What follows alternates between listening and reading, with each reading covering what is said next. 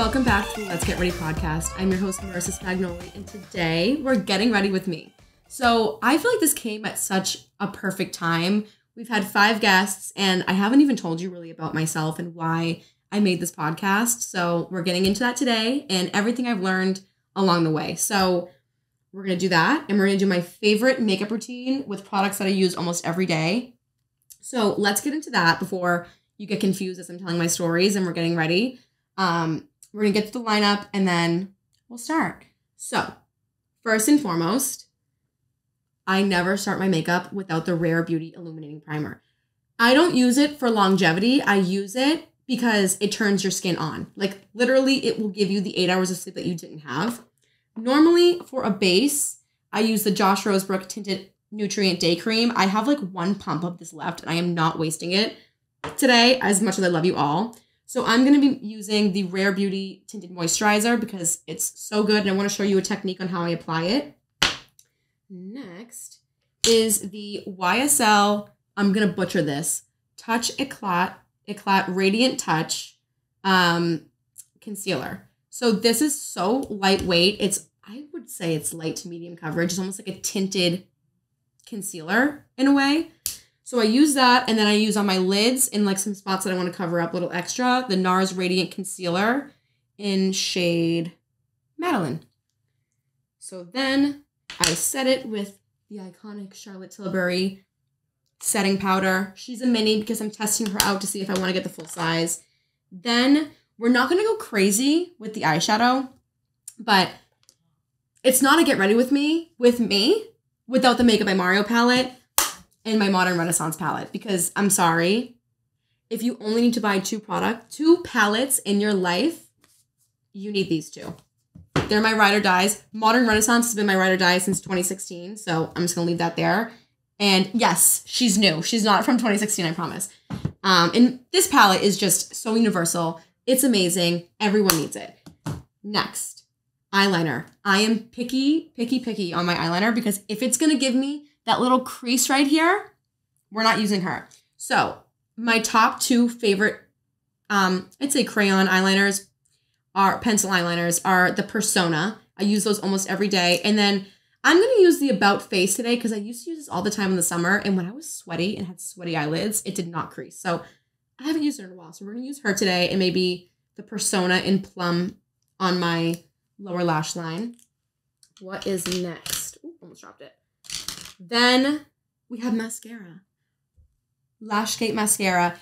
And no, you don't need false lashes for this to look good. And I will show you later. It's the Telescopic Lift Mascara if you didn't know. And then eyebrows. I only use the e.l.f. Clear Brow Gel. That's literally it.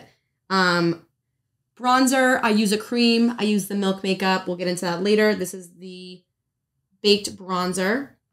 And then blush. You're not going to understand my little cocktail until later, but I'm going to mix the Say Creamy Blush in Peachy, the Rare Beauty Blush in Believe, and a little bit of the Rare Beauty Illuminating Primer to kind of loosen it up and give a more skin-like finish. And then that's almost it. We have, okay, the highlight that no one talks about that I will put you on is the Scrandy Beauty Grace Period Highlight. It looks stunning just on bare skin, and I've showed you that before, so we're going to actually do it with my full face of makeup. And then right on the brow bone, I'm not going to open it right now because it's broken, but I put this right on my brow bone. It's the Enlighten Highlight from Rare Beauty, and I just kind of put that right here. And then the brushes I'm going to use today are, the black ones are from Royal and Langnickel. They're the Moda Pro brushes.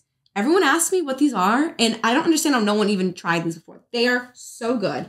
And another underrated brush is the Persona brushes, and I have these 3 with me. I probably won't use this one because I'll show you my eyeliner trick, but I'm going to use these for eyeshadow and setting my powder. So let's get into it. Okay, also, it wouldn't be a Get Ready With Me without my famous, well, they're not famous yet, but my famous little makeup clips that I give all my guests in a PR box.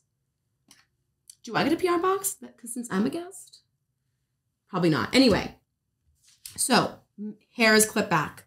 First step, the Rare Beauty Illuminating primer. I just use one pump. I feel like that's all I need.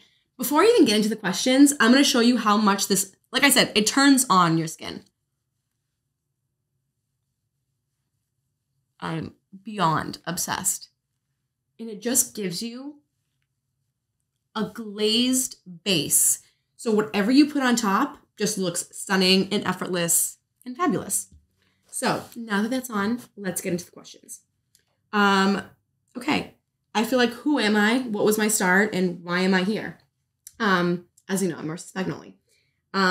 I got my start on TikTok, but before that, I went to college for fashion communication and promotion and studied a lot of like marketing and PR. Then after college, I worked a lot of retail my entire life. So there's that. We'll talk about that on the second solo episode because that is just, that's a topic for itself. And I don't think I'm ready yet.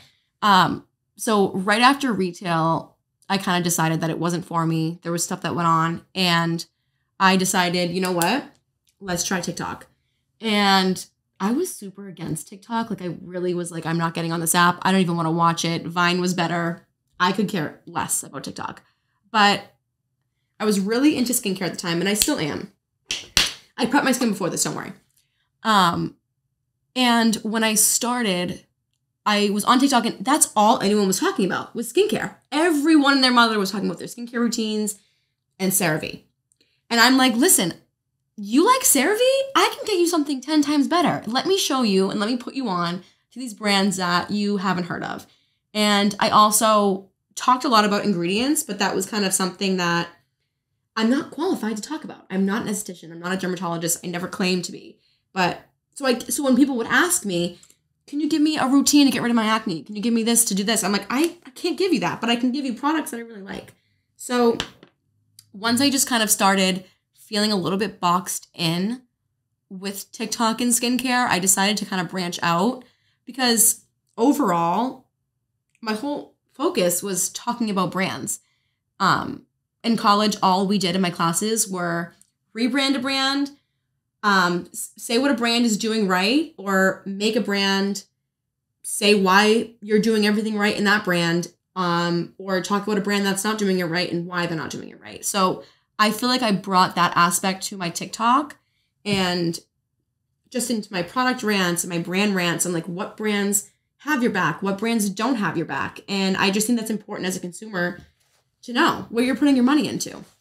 And when I was asking my friend kind of like what questions I should ask myself, she said, how did you find your place in the TikTok community? And what's your advice for other people trying to get in there? And what I love about my content and my TikTok is that I'm not boxed into any category. I am free to talk about whatever I want, but it's all under the brand umbrella. So I think your best bet, yes, find a niche, but like, it's not all about the niche. Don't stick to one thing and tunnel yourself into just one topic. If you are passionate about other things, go for it and make the content on what makes you happy, and your audiences will see that. I feel like once I really let my personality come out and in my rants and whatever I had to post on TikTok, that is when I found the following. And I think my biggest advice for anyone trying to get onto TikTok is don't do what everyone else is doing. We have enough of that. We don't need another really aesthetic, perfect, here's my morning start. Like, we don't need another one of those. Do something where this is my morning start. It's a shit show and I'm going to show it to you. That's a topic. And I just feel like there's so much more in being original and there's so much more in doing your own thing than copying someone else's whole aesthetic or whole strategy on TikTok. Have your own strategy and run with it. I think it's so much more freeing and real when you can just be authentic, be yourself, and talk about whatever makes you passionate. And just let you know what I'm doing. I'm just tapping in the Makeup by Mario lightest beige shade. This is like my signature look too. And I just tap it on the inner corners of my eyes just about halfway through. The next thing I want to talk about is why I made this podcast. Like, how did I go from TikTok to making a podcast? And let me tell you, this is not something that I ever thought I'd ever do. I never thought like, oh, I'm going to make a podcast. Like, it literally, one day I was watching a very well-known podcast with someone else very well known on the podcast as a guest. And that person had just launched a brand. We're not going to talk about them right now because we're Team Selena. But they had just launched a brand at the time. And I thought that was really interesting. And all the interviewer could really talk about was her and Justin Bieber's sex positions. And I'm kind of like, is that what we really want to hear as women? Like, I thought about it after I saw that. And I'm like, what do we really have as women for podcasts? We have pop culture podcasts, which are great. I love pop culture. Then we also have relationship podcasts and the red flags, the horror stories. And I just think those are important. It's important to know the red flags in relationships, no doubt. But how many can we have? How many do we need to talk about men? I just feel like it's just, why? We're wasting our time. We have nothing to leave with. And I felt like what we were lacking in a podcast space as women was a podcast where you could be equally entertained and educated at the same time. And with LGR, I figured, let's combine these really deep interviews that I've seen on other podcasts. They exist, but half the time with these really long and deep interviews, you lose me. It just kind of gets boring and a little bit monotone and mundane. So I figured, okay, let's bring the aspect of a really intense interview and ask questions that we want to know the answers to, and ask these successful people questions that no one else wants to tell you. And also mix it in with a Get Ready With Me. Because a Get Ready With Me is the most entertaining thing to me on TikTok. I love sitting there and getting ready with people. And it almost feels like you're a fly on the wall. It makes you feel like you're with us getting ready. And I figured that kind of breaks up the whole intense interview and kind of like, if you're not going to leave with life advice and you're not going to leave with career advice from this podcast, you're going to leave with a product recommendation, a technique, or a routine from a founder.